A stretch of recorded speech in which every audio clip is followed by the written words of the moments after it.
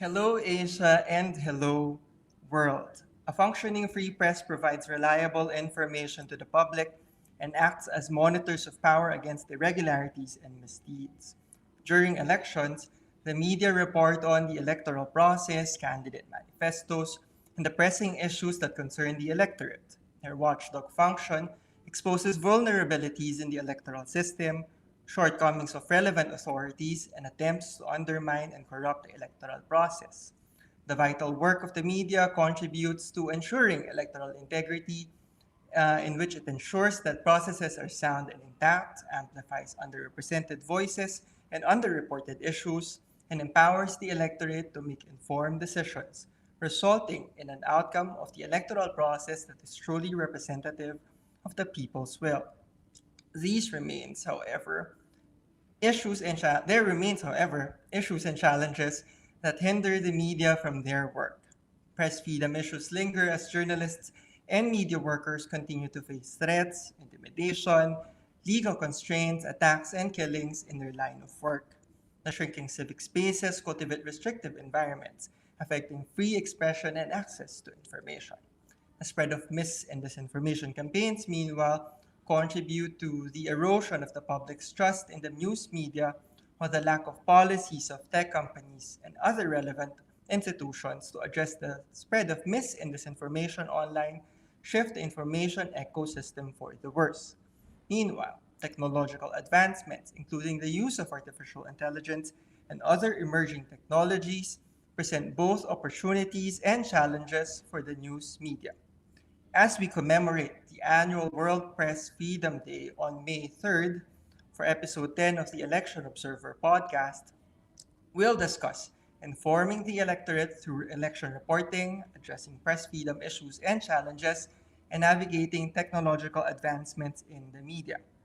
I'm your host, John Antiquera, and we are live via ANFIL's Facebook and LinkedIn pages, as well as via ANFIL's YouTube channel. Joining us in this episode are Carmela Fonbuena, Executive Director of the Philippine Center for Investigative Journalism, and Arthur Rochereau, Advocacy Officer of Reporters Without Borders. All right. Hi, Carmela and Arthur. Welcome to the Election Observer podcast. Hello, everyone. Watching right now live or later? Hello, everyone. Okay, I'll go straight to the point no, for Arthur. Reporters Without Borders monitors the state of press freedom in different countries worldwide, reporting on attacks and threats against the press.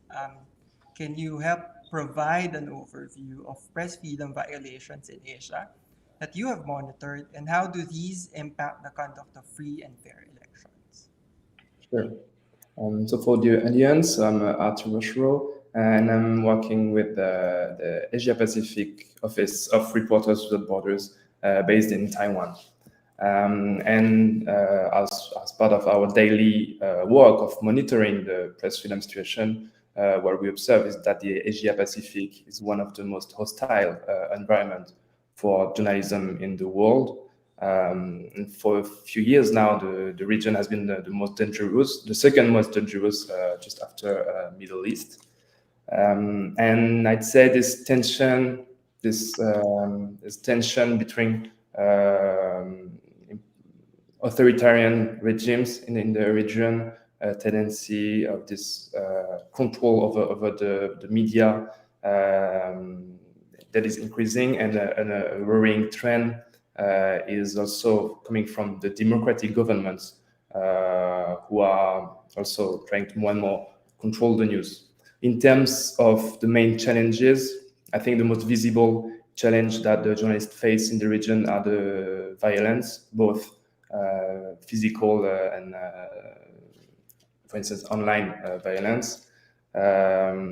Journalists who, for instance, cover conflicts, protests, who want to investigate whether criminal groups, environmental issues, they face repression.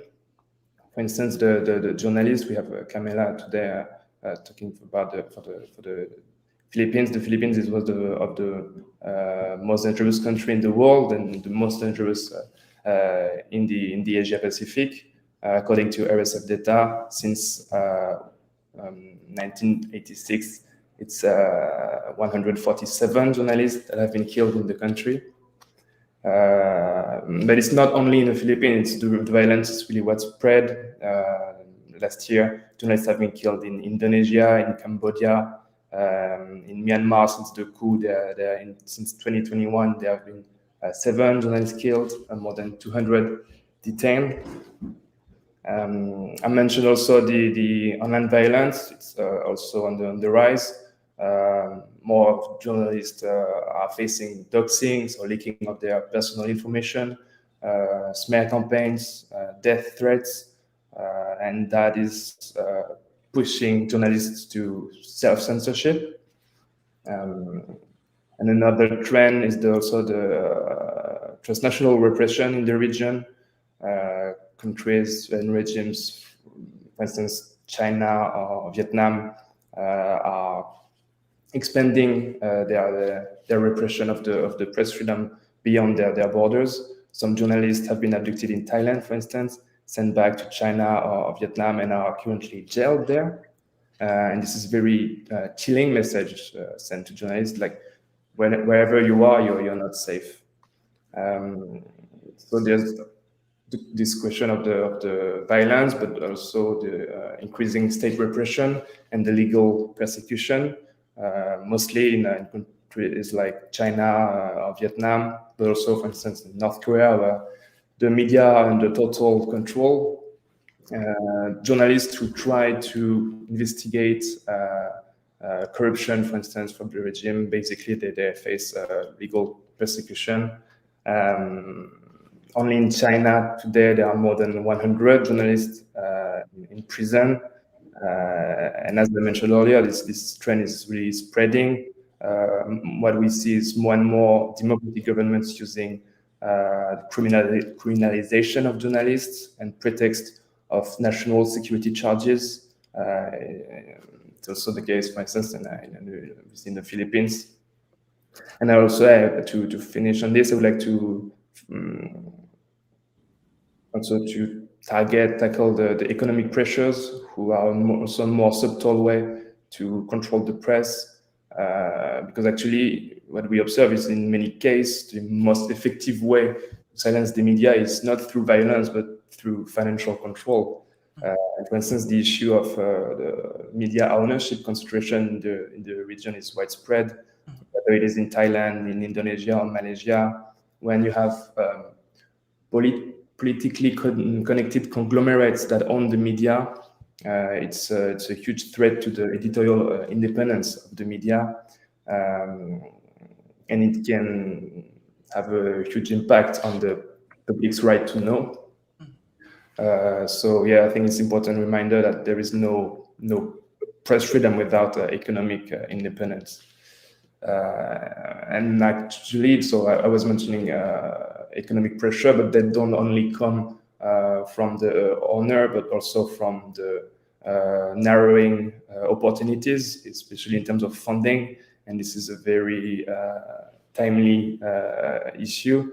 We see, for instance, exile media from China, from Myanmar, media that cannot operate within their country anymore. They face extreme financial, operational challenges, and with the current suspension of US support for independent media in the region, that has plunged many outlets that were already very fragile into existential survival situation. So again, to say that the forms of repression, they vary, whether it is violence, legal harassment, or economic pressures, but they are somehow systemic and getting worse across the region. I can't help but think, of these cases. These are some similar to the cases that's already happening in the Philippines. As we know, the Philippine press has quite, I guess, for lack of a better term, a colorful background in history.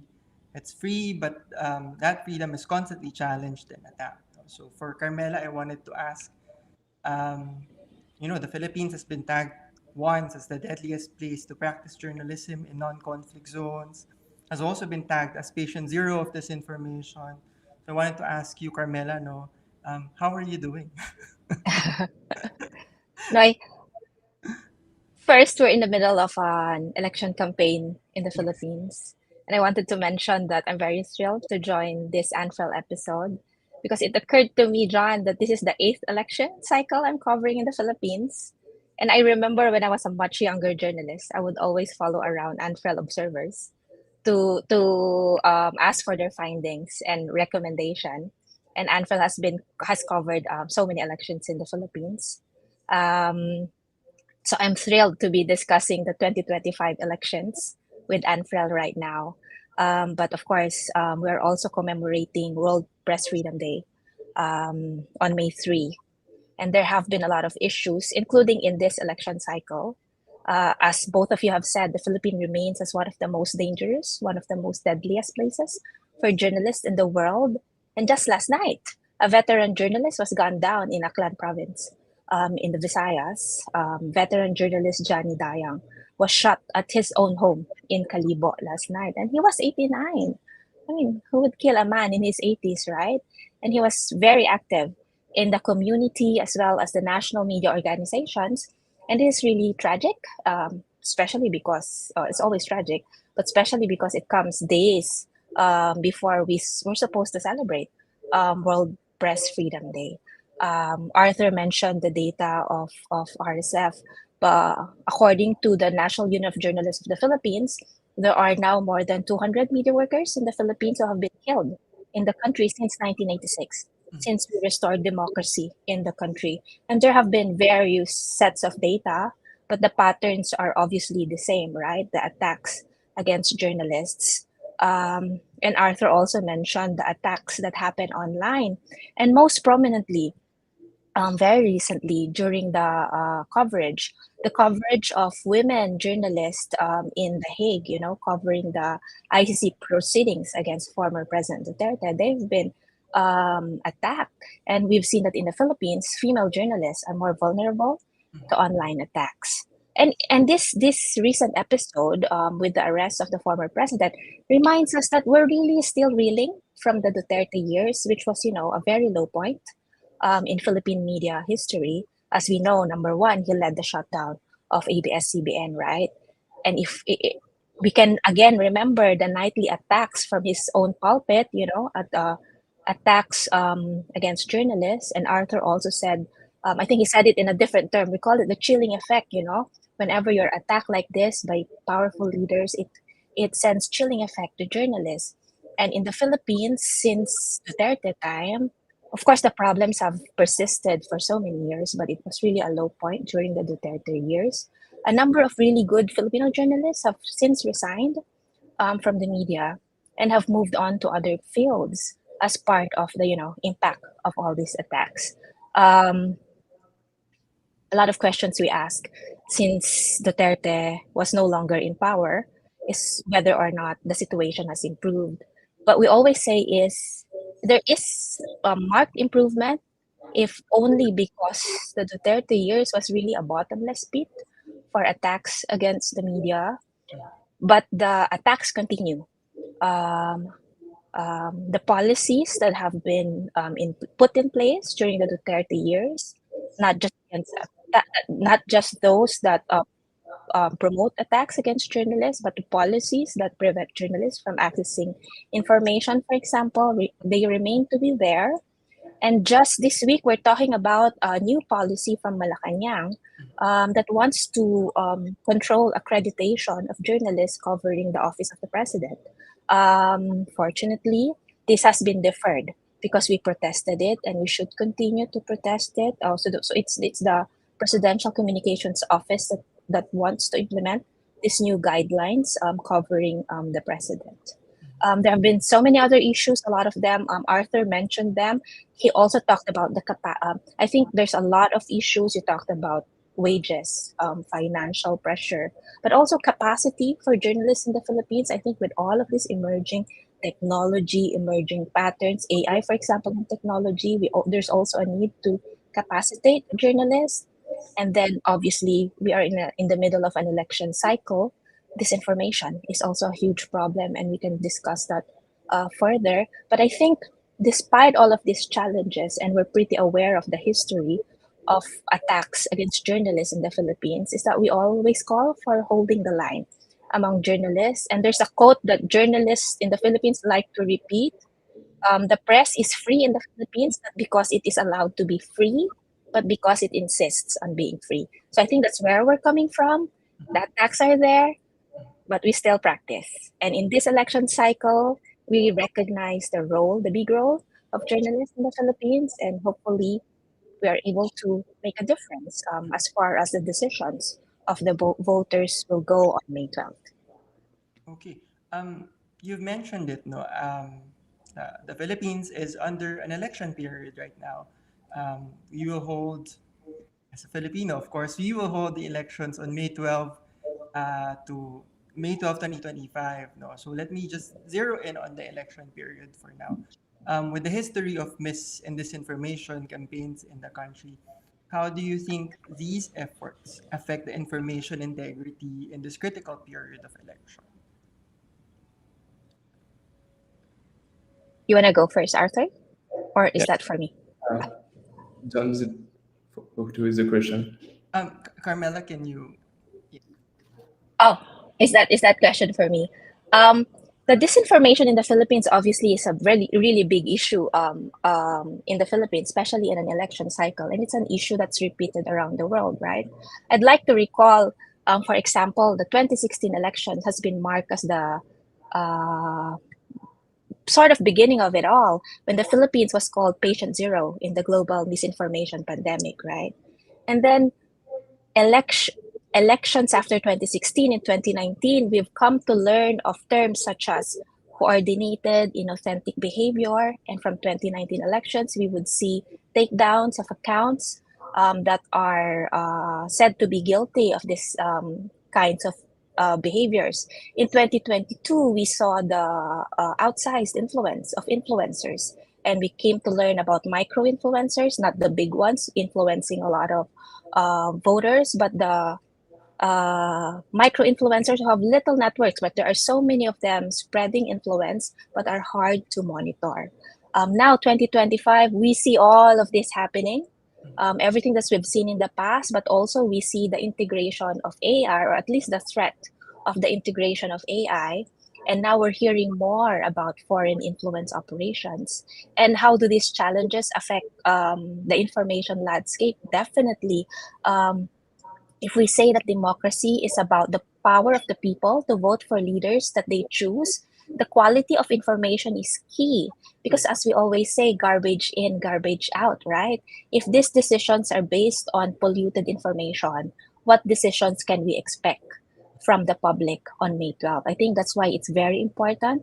It's everyone's responsibility to make sure that the information space is healthy, and we need to really uphold the integrity of information, and that's the role of the media. But as we all know, we don't have the monopoly of information anymore, so this is a struggle that we keep facing, not just during election cycles, but especially during election cycles, because this is the time that we elect the leaders who will rule us over the next 3 or 6 years. I agree in a way that the information landscape has changed. Um, in that the traditional media are no longer the dominant sources of information. But for Arthur, in a similar question, how do you think that changing landscape, wherein the spread of mis and disinformation campaigns undermine the value of a well-informed citizenry, affect the media's important role of informing the public, and in case of elections, reporting critical aspects of the electoral process? Mm, well, first, I think it's very, very important to also to reconsider misinformation and disinformation in terms of the intention. Um, Misinformation may not be with the intent to spread a false narrative, but disinformation has really that this really intentionally intend to fabricate and spread to basically to mislead the public. And in the region, this information is widespread, multi-faced, with a range of narratives pushed by a range of actors. And in the context of elections, it's even more critical, basically, because it affects the ability of the public to make reflected choices, to affect their ability as voters. What you mentioned, Carmela, is very interesting when some groups, some organized groups would themselves spread disinformation. Usually they have a political intent and a political intention. It's very common in the region, one more, that either nationalist or religious groups would gather to spread disinformation, to stir up criminal tensions, to marginalize communities, and to gather narrative around identity and politics. We also see, I'm thinking in the case also of Hong Kong during the political crisis, where there was a strong anti-democratic narratives, where political groups, often they were state-backed, and they use huge disinformation campaigns, and in one way to delegitimize the pro-democracy movements, and in the other way to also portray them as a foreign-led in terms of conspiracies. And all these disinformation campaigns, who often are backstage, and that's also a main issue in the region, with the power of also the propaganda media from China, from Vietnam, who use the narrative of the governments to reinforce the legitimacy, glorify state actions. All of these strategies, they really undermine the public trust, they destabilize the democracies, and threaten, of course, press freedom itself.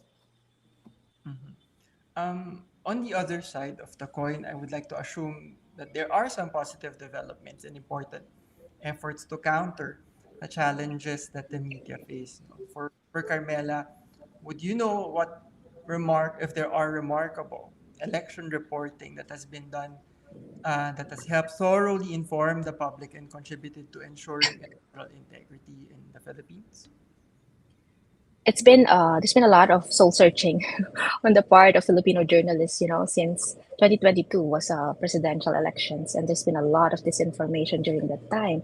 But despite the efforts, misinformation really persisted in 2022. I think this year we recognize that it's really not just the media's work alone, but definitely fact checking continues. But there's also a lot of innovation in terms of fact checking.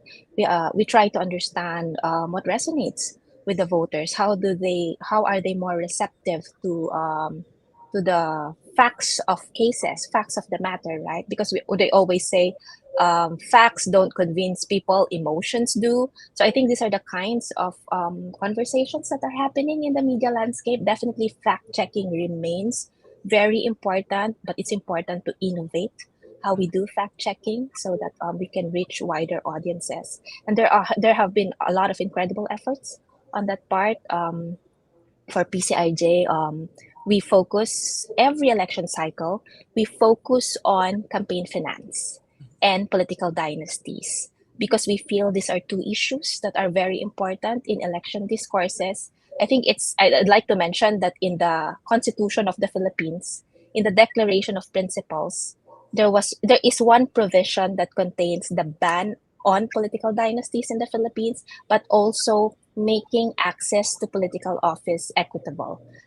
Because it's no coincidence that campaign finance and political dynasties are interlinked. For example, when we talk about campaign finance, we're essentially looking at spending on advertising. We're also looking at abuse of state resources. We're also looking at vote buying, for example. And the data that we have, the data of PCIJ shows that in all these three areas, it's mostly the political dynasties who are the top spenders in political ad spending. because they are the ones in power, and we have mapped political dynasties in the country, in the Senate, in Congress, whether they're district representatives and party list representatives, the governors around the Philippines, and also the city mayors. You can see that political dynasties control about 80% of these positions around the country. And when we talk about abuse of state resources, if they are the ones in power, it means they are the ones in control of the state resources. And the Commission on Elections have really tried to control the distribution of these state resources by the incumbents, by the political dynasties. And when we talk about vote buying, we've seen a lot of show cause orders released, issued by the Commission on Elections, many of them against political dynasties. We really see how obvious it is who are the families who will do everything to stay in power. And that has been the problem in the Philippines. So we've focused on this. We're very happy, in fact, that, we were told we did the mapping of political dynasties in October when candidates filed their certificates of candidacies. And every election, the media would always do a lot of reporting on political dynasties, recognizing that this is an important issue, especially in the Philippine context. This happens around the world, but it's just so different in the context of the Philippines because we're looking at about 80% of public offices controlled by dynasties, right? And we were very encouraged when we mapped the political dynasties in October that our stories, our maps went viral. And according to our conversations with election watchdogs, it appears that the woke generation, the Gen Z, might have picked up the issue. That's a theory now. We're going to have to confirm that. There seems to be an energy around discourse around political dynasties more than previous elections. In fact, we did the mapping because when we saw the politicians' campaign in October, they seemed to be quite confident to be members of political dynasties. They're so brazen already. They don't feel defensive anymore, despite the constitutional ban on political dynasties. And so we felt it was our duty to map it just to show how much they've controlled our politics. And we're encouraged by the response. And I think the discourse around political dynasties have dominated, along others, including disinformation narratives. The discourse on political dynasties have influenced these elections. We don't know how far that will go. Hopefully, it can influence voters, but definitely that's one little success that we can say in these elections, and also campaign finance because they're interlinked. So I think those are the positive developments. We know that there are at least 2 petitions filed with the Supreme Court these election cycles to compel Congress to enact a law to implement the constitutional ban on political dynasties. Obviously, that will have to happen after the elections. But I think the energy against political dynasties around this election campaign, hopefully we can bring that to Congress after the elections. Of course, we are yet to know whether or not the same political dynasties will be elected on May 12. But there's some hope that the advocacy will continue after the elections. I guess it's also something for ANFIL to monitor as well for our election observation mission in the Philippines. No? And ANFIL has always highlighted that, right? I mean, when you've done observations in the past, so this is not new. I think it's the energy around the issue that is relatively new and encouraging, at least for the advocacy against political dynasties. That's good to know. For Arthur, no, in case of promoting press freedom in the region, have there been any significant steps taken to uphold and protect press freedom? Would you know of a particular country that has really good examples about this? Yeah. So Camila, you mentioned the fact checking, and I would like to mention so on the other side, also the initiatives taken by the media for more ethics in terms of their processes. And to that regard, I'm thinking of actually I'm based in Taiwan with RSF, and there has been last year election in Taiwan, presidential election. And just ahead of the election, there was a very interesting initiative by the media to reinforce their ethic processes. Actually, just ahead of the vote last year, as RSF had worked with local NGOs to promote more ethical and responsible journalism in Taiwan. We had launched a public call, and that had led to a pledge by 6 of the major Taiwanese media outlets for more responsibility of their reporting in that context of the presidential election. And that was very important in Taiwan because Taiwan is one of the democracies in the world that has the lowest trust level in the media. The Reuters reports the level of trust is of 28%. It's very low. And the media outlets are often criticized for lacking ethical standards and promoting instead sensationalistic contents. And so these six major Taiwanese media gathered, signed a pledge to commit to set a core of principles in this election. These principles were around the fair coverage, the accurate reporting, the respect for privacy, the transparency in sourcing, and other. And it came at a critical moment because, as you know, Taiwan is under a lot of pressure. And also Taiwan is a main target of disinformation, especially from China. And this disinformation aimed to influence the public, especially during elections, and to disrupt basically the electoral process. So that was last year, and also since then, many of these media outlets, but others in Taiwan and in the region, have joined the Journalism Trust Initiative, or JTI, which is international ISO standard. It is independent and has been launched by RSF. And basically, this standard is assessing and promoting the transparency in the editorial processes of media. So basically, it's a tool to help the public to identify what are the trustworthy media, only in terms of news processing, editorial processes, not in terms of content. It really, it's I think, important to mention. And this, to this level, GTI level, is a useful tool for the public to identify what media is trustworthy, especially during elections, for the public to know, and also to increase the public trust in the media, which is essential during elections. I was also thinking in terms of the good news in the region of increasing regulations for the platforms, to the big social media, also the main vector of disinformation. And more, we see maybe the first stage, early stages of more responsibility and more accountability for these platforms. And I'm thinking of Australia that had launched in I think it's 2-3 years ago, the first mechanism to basically retribute the media for their content. When the platforms are using news content, then the media should pay for that. And that was also last year, a similar regulation was launched in Indonesia. So that are good news, I think, for press freedom. And the last thing about the good news, I think, is the overall in the region, the resiliency of the press.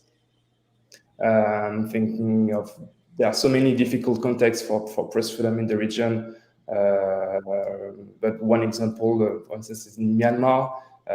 And after the coup, recently after the earthquake, basically it's getting so difficult for journalists to work in this country. More, most of them now are in exile. But we see, and the last year, some news organizations have been launched. So Alliance of Press Organization, a press council was launched also last year. So it really showed the resiliency of the press. And also, as Carmela, you mentioned, also in the Philippines, the press wants to be free, and it really upholding this principle. And I wanted to also echo what Carmela has said earlier, that the press in the Philippines is not free because it is free, but because you insist on being free and that you could also continue to hold the line. It's a good line. No? Another development in the media that I wanted to discuss as well is the use of artificial intelligence and other emerging technologies. No?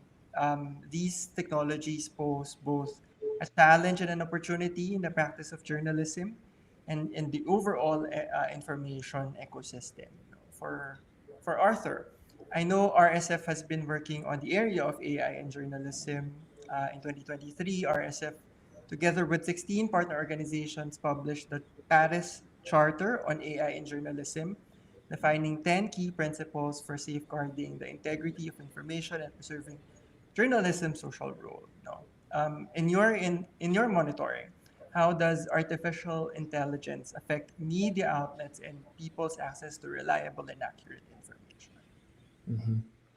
So AI has been really reshaping already journalism. And mostly right now we see for in terms of risks, there are main risks posed by AI. And the first risk is for the press industry itself. I think what we observe is more and more outlets, they rely now on AI generated content. So meaning reducing their human resources. And the thing is, most of the time also they don't even inform their readers. Public is not even aware they are reading content that has been generated by AI. There's basically no quality check on this content. And in terms of public's right to information, it can be very dangerous. I think it can undermine the trust of the public. Also, it in a way devalues the human journalism, and in the most visible situation, it leads to job cuts, basically. Of course, the main issue is the credibility of the press here, as AI is increasing, supercharging disinformation through fake news, also deep fakes, that are the use of journalist images to promote all kind of contents, either political advertisement. We've seen deep fakes of real anchors to spread political propaganda or advertisements. So in the end, the public find it difficult to recognize what are the legitimate sources of accurate information. And more than that, it reinforces the skepticism and distrust of the public towards the press.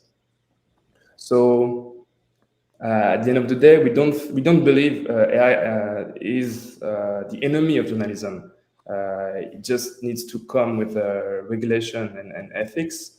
And the real challenge is how to advocate for the development of AI that would be in the favor of journalism.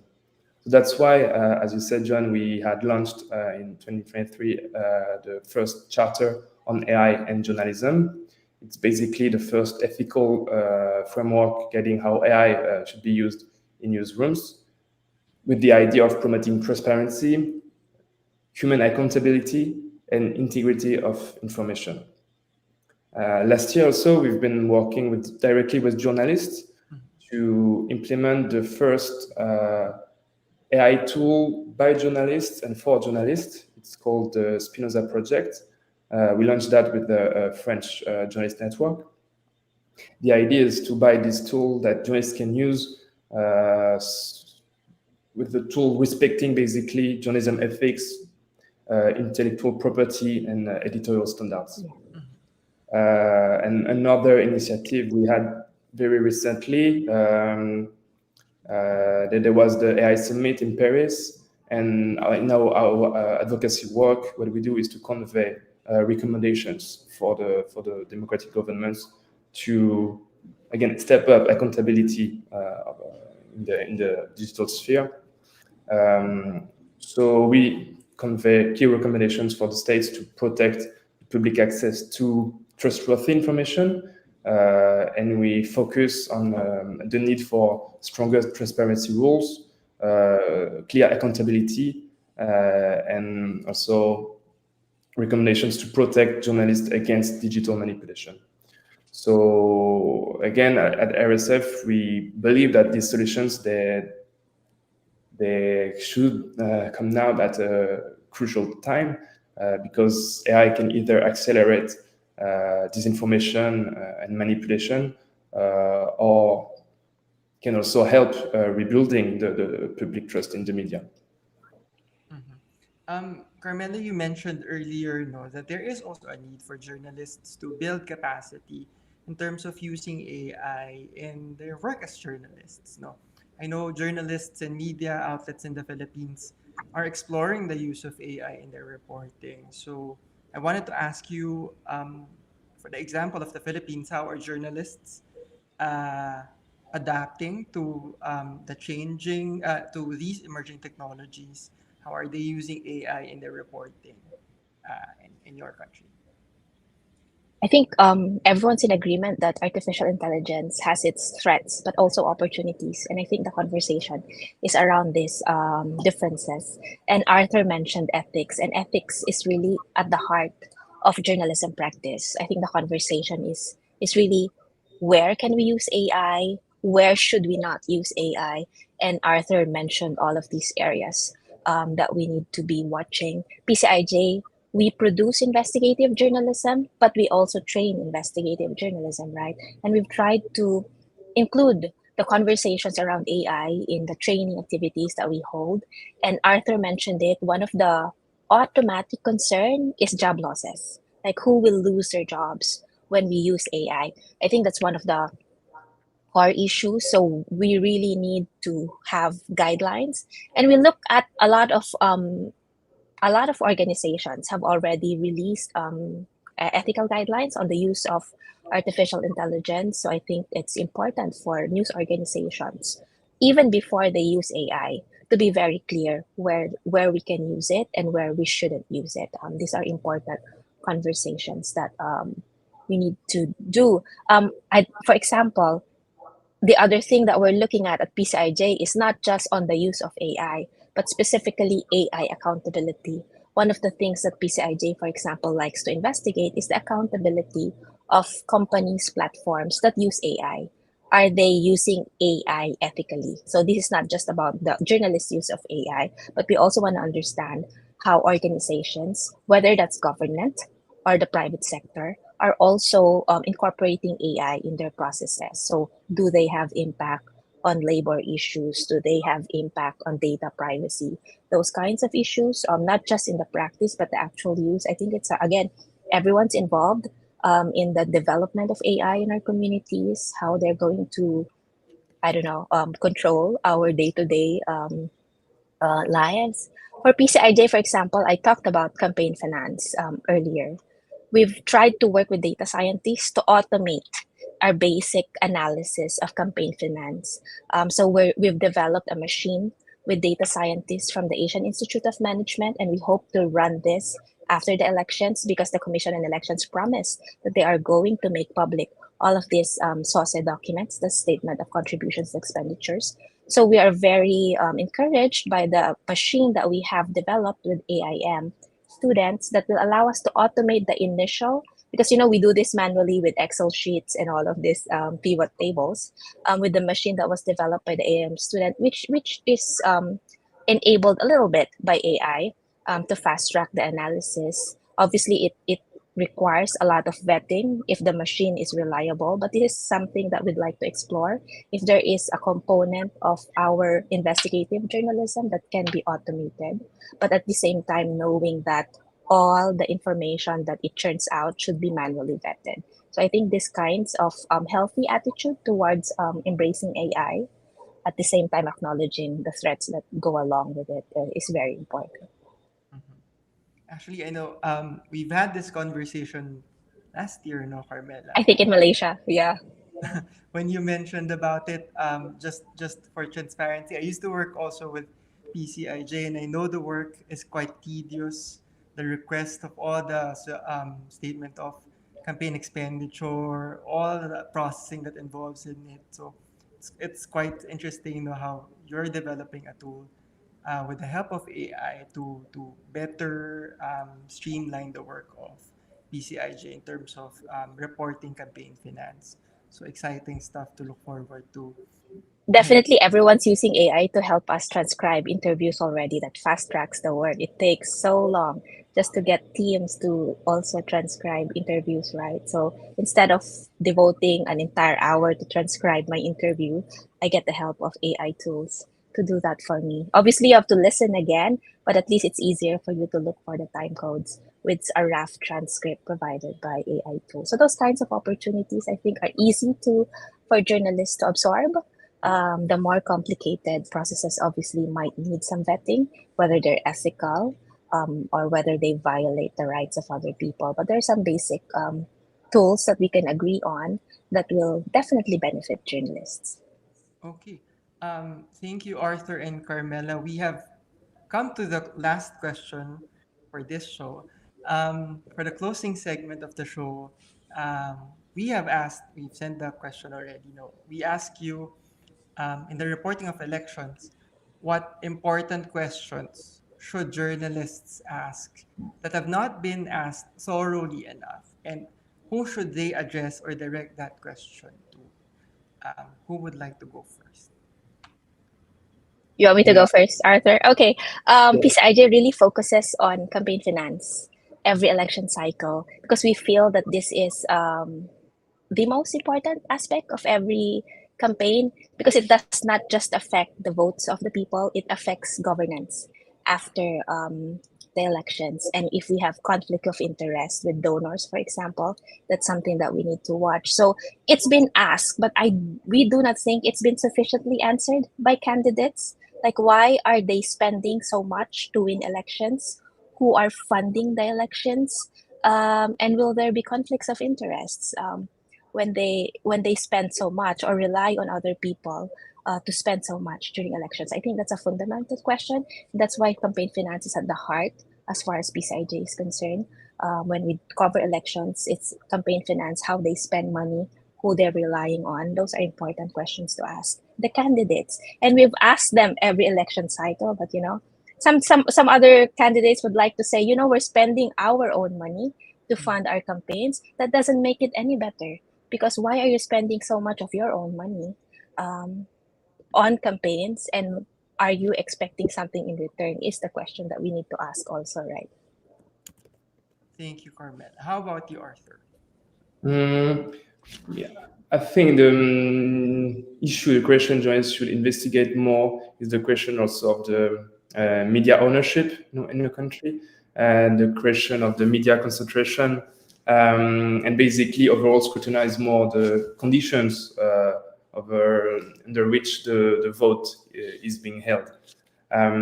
So for journalists, it means asking first about press freedom itself, reporting on the press freedom violations committed during an election, wondering if the journalists are able to report freely, safely, without fear of censorship. But also beyond that, how do candidates have equal access to the media? Is there a real diversity of views being represented in the main media groups? I think these are structural and systemic questions that tend to be overlooked, especially given the importance of the media conglomerates these days, and especially in the region. These questions, they should be asked towards the journalists themselves, of course. How they are pressured. They should be asked to the media owners, of course, to the candidates in an election, electoral commissions as well, to the public, how is perceived the media system overall. Just to say that I think we should insist on the link between the press freedom and the free elections, because in a way, when the journalists are attacked, it's not only press freedom that suffers; it's basically the citizen rights. And so, press freedom is essential to uncover mistakes, manipulation, abuses in the electoral process is vital to ensure access to reliable, independent information. And I think it's important to remind voters that there is no democracy without elections and no free elections without press freedom. That's great. Thank you again, Carmela and Arthur, for accepting our invitation and for joining us this afternoon. That's all my question for today. No, but I would have to hide you from the stream, remove you from the stream to formally close the show. But I would really Thank you, like John. Thank you, Arthur. this. Thank you very much. It's great meeting you. Yeah, thank you. Oh, hide, hide. Yes. And that has been the Election Observer podcast episode on informing the electorate through election reporting, addressing press freedom issues and challenges, and navigating technological advancements in the media. That also wraps up the first season of the Election Observer podcast.